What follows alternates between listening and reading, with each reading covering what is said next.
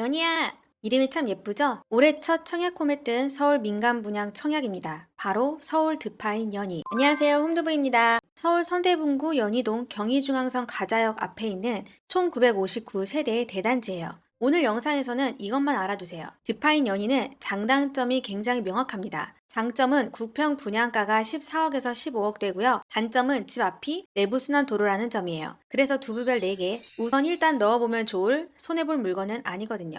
SK 에코플랜트가 서울에 최초로 공급하는 하이엔드 브랜드예요. 지하 4층에서 29층까지 총 13개 동의 대단지고요. 959세대 중 조합원 물량이 485세대로 빠지고 임대가 142, 일반 분양이 332세대입니다. 임대 물량이 꽤 되네요. 자, 이제부터 가장 중요한 가격이에요.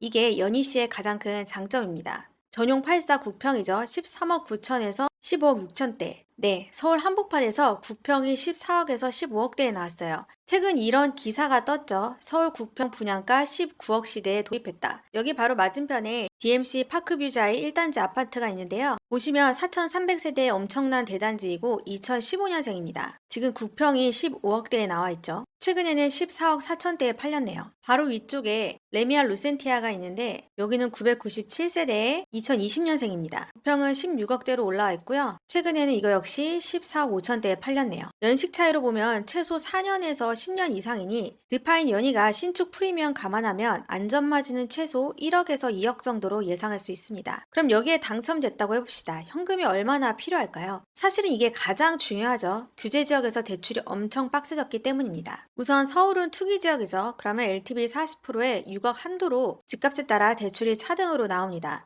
대출 받으면 6개월 내 입주를 해야 되고 1주택자는 기존 집을 처분해야 대출 받을 수 있어요. 드파인 연희 9평 최고가 15억 6천이니 4억 한도로 대출이 나오겠네요. 계산을 한번 해볼게요. 계약금 10%인 약 1억 5,600만 원은 현금으로 필요하고요. 중도금은 60%인데 여기서 중도금 집단 대출은 40%까지만 나오고 나머지 20%는 잔압을 해야 됩니다. 그러면 중도금 대출이 약 6억 2,400만 원 정도가 나오고 여기에 따른 이자는 후불제 조건이고요. 중도금 잔압 20%를 해야 되니까 약 3억 1천만 원 정도는 현금으로 있어야 됩니다. 그리고 입주 시에 잔금을 내야 되는데 이 잔금 30%와 중도금 대출 합한 것을 주담대로 돌릴 수 있어요. 그러면 이 금액이 총 10억 9천만 원 정도인데 여기 투기 지역이니까 주담대가 LTV 40%에 최대 4억까지 나온다고 했잖아요. 7억 정도가 현금으로 더 필요합니다. 이거를 총 계산을 해보면 당첨 시에 필요한 총 현금은 계약금과 중도금 잔압한 것 그리고 잔금까지 합하면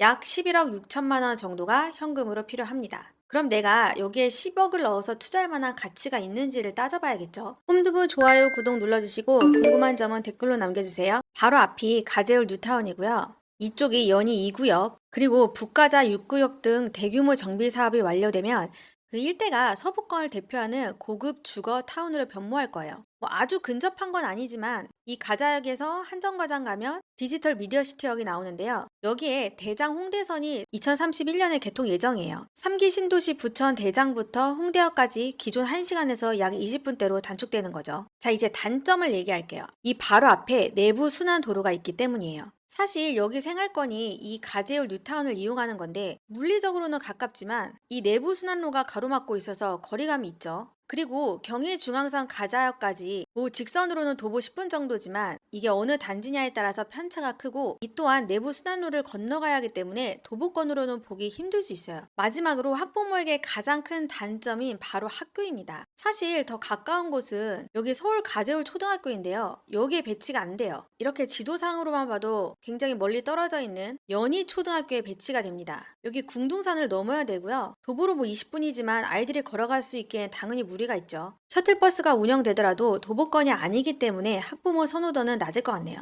자, 그럼에도 이 모든 것을 상쇄할 만한 장점, 바로 분양가죠. 서울 서대문구 대단지에 국평인데 14억대예요. 안전마진 1, 2억까지 예상할 수 있고요. 자, 그럼 어떻게 해야 당첨되는지 전략을 짜볼게요. 우선 타입별로 특공과 일반 물량을 볼게요. 아무래도 시드머니 부담이 가장 적으면서 물량은 가장 많은 전용 5구 타입으로 많이 몰리겠네요. 일반 공급 1순위 기준으로 보면은 서울특별시 2년 이상 계속 거주자에게 우선 공급됩니다. 아마 이 서울 거주자에서 끝날 것 같긴 합니다. 청약 신청자는 반드시 세대주여야 되고요. 유주택자도 신청을 할 수 있는데 만약 2주택 이상 소유한 세대에 속한 자는 1순위 안 됩니다. 2순위 청약만 가능합니다. 그리고 세대 구성원 모두 과거 5년 이내에 다른 주택에 당첨된 이력이 없어야 돼요. 청약 통장은 가입 2년 이상 지나야 되고 지역별 예치 기준 금액을 충족을 해야 됩니다. 일반 공급에는 가점제와 추첨제가 있죠. 이 비율을 한번 따져봤는데요. 전용 5구가 가점제가 32세대고 추첨이 47세대로 이 추첨 물량이 가장 많아요. 시드머니가 좀 약하거나 가점을 많이 모을 수 없는 신혼부부들이 이 추첨 세대에 많이 몰릴 것 같습니다. 마지막으로 가장 중요한 일정이니 꼭 달력에 체크해 두시고요. 여긴 제 당첨 제한 10년이니까 신중하게 고민하고 선택하시길 바랍니다. 홈두부 채널 구독하시면 다음번 로또 줍줍 소식도 빠르게 받아보실 수 있습니다. 더 자세한 내용은 홈두부 사이트에서 확인해 보시기 바랄게요.